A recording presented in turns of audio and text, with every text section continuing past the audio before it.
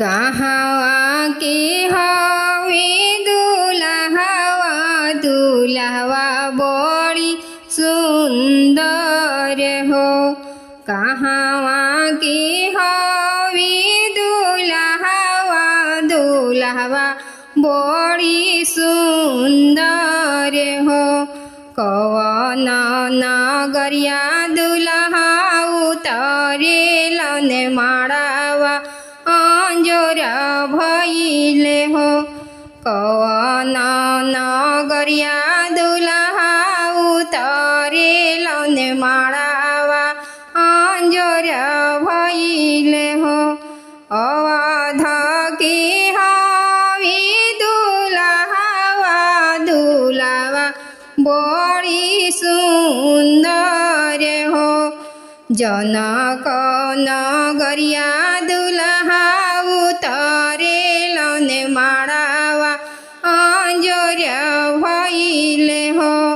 जनक नगरिया दुल्हा उतरेलन माड़ावा अंजोर भइले हो।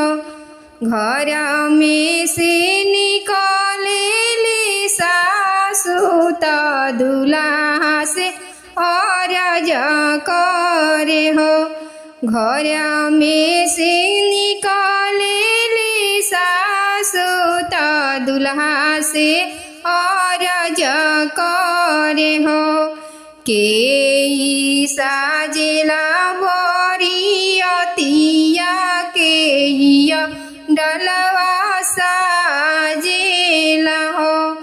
के साजेला बरियतिया के डलवा साजेला हो।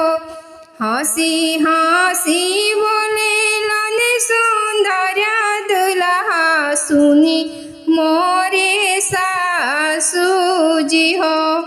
हंसी हंसी बोलेलन सुंदर दुल्हा सुनी मोरे सासू जी हो।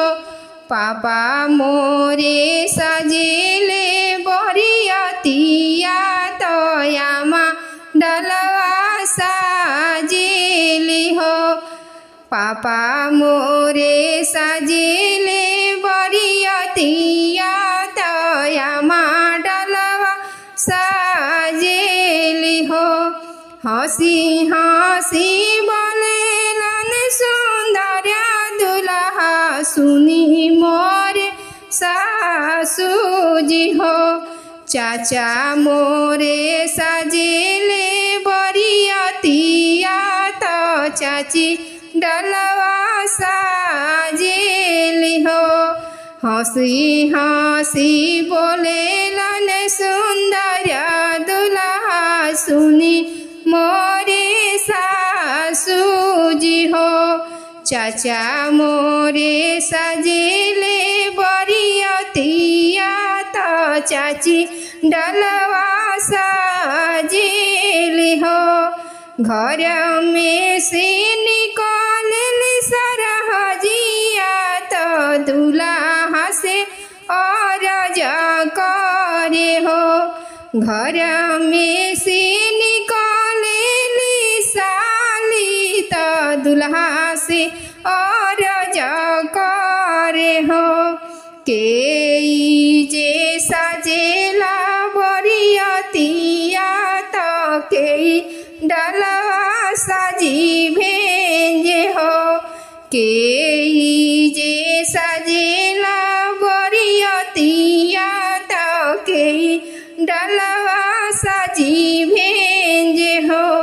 हंसी हंसी बोलेलन सुंदर दुल्हा सुनी मोरे सरहज हो। हंसी हंसी बोलेलन सुंदर दुल्हा सुनी हमरो साली जी हो। भैया साहब साजी बरियतिया तो भाभी डलवा साजी भेजली हो। भैया साहेब साजी बरियतिया तो डलवा साजी